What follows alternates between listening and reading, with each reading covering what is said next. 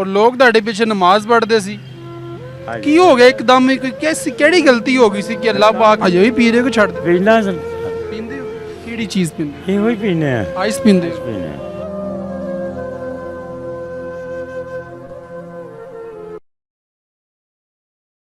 अस्सलाम वालेकुम नाज़रीन, मैं हूं आपके साथ आपका मेज़बान नईम भट्टी और आप देख रहे हैं लाहौर 42। नाज़रीन, आज मैं आपको दिखाऊंगा जनाब एक बाबा जी हैं और वो इस पार्क में बैठे होते हैं और हमें बताया गया था कि ये इमाम मस्जिद थे, मस्जिद के अंदर इमामत करवाते थे, लेकिन नशे की लानत पे लगने के बाद आज रोडों पे धक्के खा रहे हैं।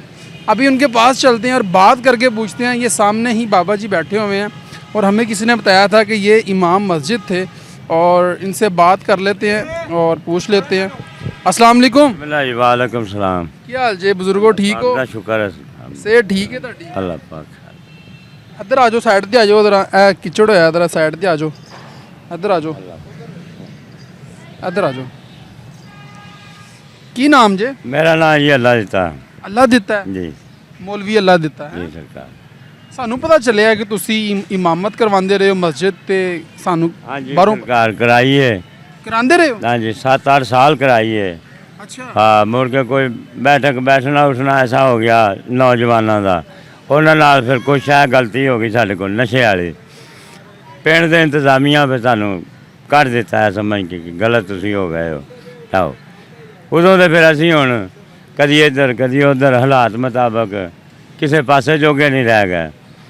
ਲੋਕਾਂ ਦੇ ਤਾਨੇ ਮਿਹਣੇ, ਆਪਣੀ ਜ਼ਿੰਦਗੀ ਖਰਾਬ, ਰੋਡ ਤੇ ਸੌਣਾ ਖਾਣਾ ਪੀਣਾ ਘਰ ਬਾਹਰ ਗਿਆ ਸਾਡਾ। ਬੜੀ ਅੱਛੀ ਜ਼ਿੰਦਗੀ ਸੀ, ਇਮਾਮਤ ਕਰਵਾਉਂਦੇ ਸੀ ਔਰ ਲੋਕ ਤੁਹਾਡੇ ਪਿੱਛੇ ਨਮਾਜ਼ ਪੜ੍ਹਦੇ ਸੀ।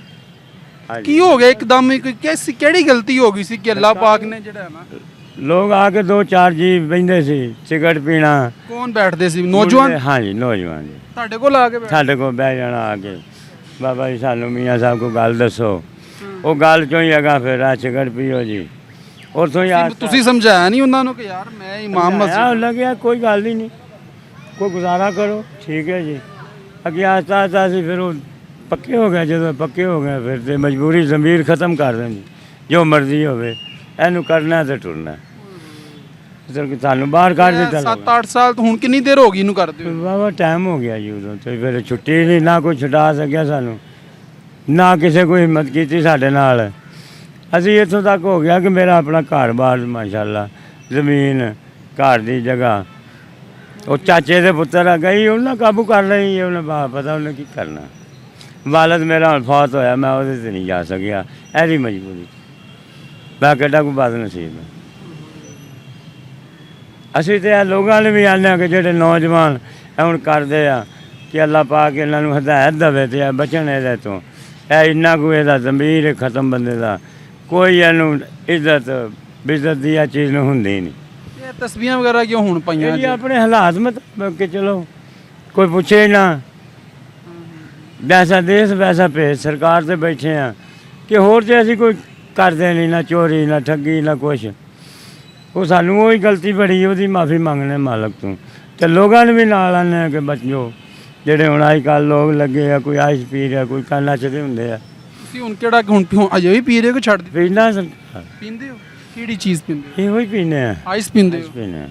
ਪੈਸੇ ਕਿਸ ਤਰ੍ਹਾਂ ਯਾਨੀ ਪੈਸੇ ਇੰਝ ਹੀ ਮੰਗ ਕੇ ਸਰਕਾਰ ਮੰਗ ਕੇ ਆਉਂਦੇ? ਮੰਗ ਕੇ ਹੋਰ ਤੇ ਅਸੀਂ ਕੋਈ ਜ਼ਿੰਦਗੀ ਤਾਂ ਨਹੀਂ ਅੱਛੀ ਹੈ ਨਾ। ਤੁਹਾਨੂੰ ਦੱਸਿਆ ਉਹ ਜ਼ਿੰਦਗੀ ਤੁਸੀਂ ਲੋਕਾਂ ਨੂੰ ਤਬਲੀਗ ਕਰਦੇ ਸੀ, ਲੋਕਾਂ ਨੂੰ ਸਮਝਾਉਂਦੇ ਸੀ। ਹਾਂਜੀ ਬਸ ਉਹ ਇੱਕ ਗਲਤੀ ਦੀ ਸਜ਼ਾ ਸਾਨੂੰ ਮਿਲ ਰਹੀ, ਮਾਫੀ ਮੰਗਣੇ ਆ, ਲੇਕਿਨ ਉਹ ਦਿਮਾਗ ਖਤਮ ਕਰ ਗਿਆ, ਜ਼ਮੀਰ ਖਤਮ ਹੋ ਗਿਆ। ਜਿਹਨੂੰ ਨਹੀਂ ਕਹਿਣਾ ਉਹਨੇ ਵੀ ਕਹਿਣਾ ਯਾਰ ਜਾਈ, ਉਹ ਦਿਲ ਕਰੇ ਅੱਗੋਂ ਕੋਈ ਹੋਰ ਦੇਵੇ ਵੀ ਨਾ ਤੇ ਕੋਈ ਗੱਲ ਸੁਣਾ ਜਾਏ। ਸ਼ਰਮ ਆਉਂਦਾ ਆਪਣੇ ਆਪ ਵਿੱਚ।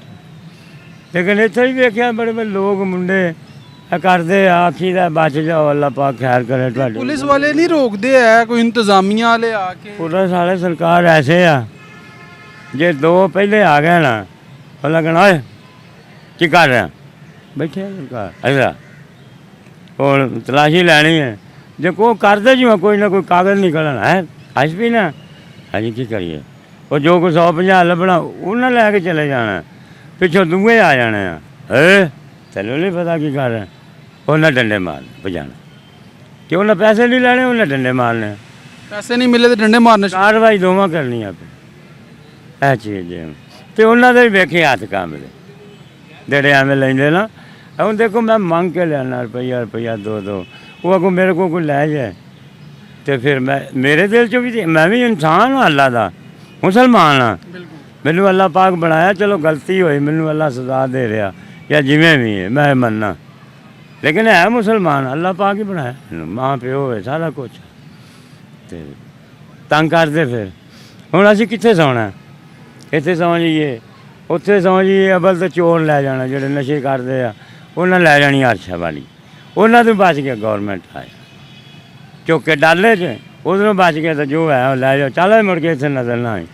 ਠੀਕ ਹੈ ਜੀ। ਜ਼ਿੰਦਗੀ ਇਤਨੀ ਅੱਛੀ ਹੈ, ਛੱਡ ਦਿਓ, ਅੱਛੀ ਚੀਜ਼ ਨਹੀਂ ਹੈ, ਇਹ ਛੱਡੀ ਨਹੀਂ ਜਾਂਦੀ। ਇਨਸ਼ਾਅੱਲਾ ਛੱਡੀ ਨਹੀਂ ਜਾਂਦੀ, ਛੱਡੀ ਜਾਂਦੀ ਹੈ, ਲੇਕਿਨ ਥੋੜਾ ਕੋਈ ਇਨਸਾਨ ਦੀ ਹੈਲਪ ਹੋਵੇ, ਹੈਲਪ ਹੋ ਜਾਏ, ਹੈਲਪ ਹੋ ਤੁਹਾਡੇ ਕੋਲ ਵਸਾਇਲ ਨਹੀਂ ਹੈ। ਇਹ ਐਸਾ ਹੋ ਬੱਚੇ ਹੈ ਨਾ? ਬੱਚੇ ਕੋਈ ਨਹੀਂ, ਬੱਚੇ ਕੋਈ ਨਹੀਂ। ਉਹ ਚਾਚੇ ਦੇ ਪੁੱਤਰ ਹੀ ਆਏ ਸਨ, ਉਹਨਾਂ ਦਾ ਮੇਰਾ ਜਿਹੜਾ ਘਰ ਹੈ ਉਹ ਨਹੀਂ, ਮੈਂ ਉੱਥੇ ਕਮਰਾ ਨਹੀਂ ਬਣਾ ਸਕਿਆ, ਬਹਿ ਨਹੀਂ ਸਕਿਆ। ਮੈਂ ਤੁਹਾਨੂੰ ਦੱਸਿਆ ਮੇਰਾ ਵਾਲਦ ਬਹੁਤ ਹੋਇਆ, ਮੈਂ ਉਹਦੇ 'ਤੇ ਨਹੀਂ ਜਾ ਸਕਿਆ। ਇਹਦੇ ਤੋਂ ਅੱਗੇ ਕਿਹੜੀ ਗੱਲ ਹੈ? ਅਸੀਂ ਪਤਾ नहीं कितना रोने अपने आप ही कल बह के कई बार। ये हालात हैं नाज़रीन के, आप देख लें कि इमाम मस्जिद से अब रोडों पे आ चुके हुए हैं। रोन लग पे हो? करिए दुख लगता।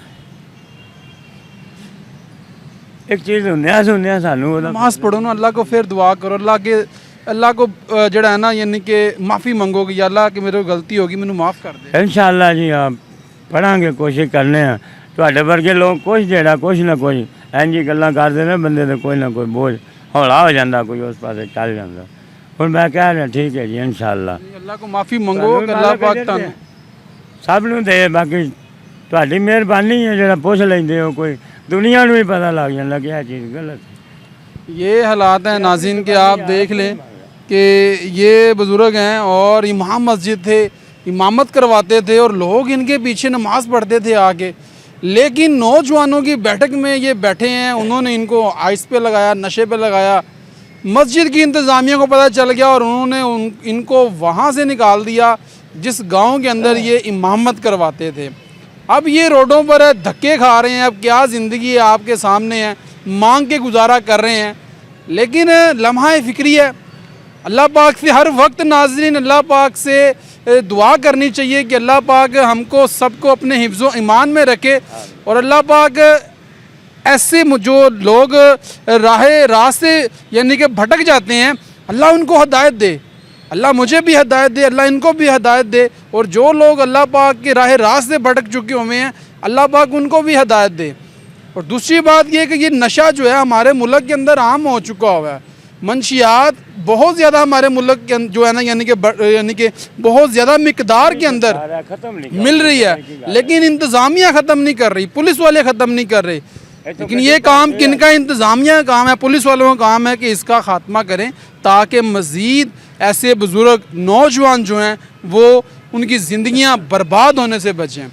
तो नाज़रीन कमेंट सेक्शन में अपनी राय से ज़रूर आगाह कीजिएगा। अपने मेज़बान नईम भट्टी को दीजिए इजाज़त और देखते रहिए लाहौर 42।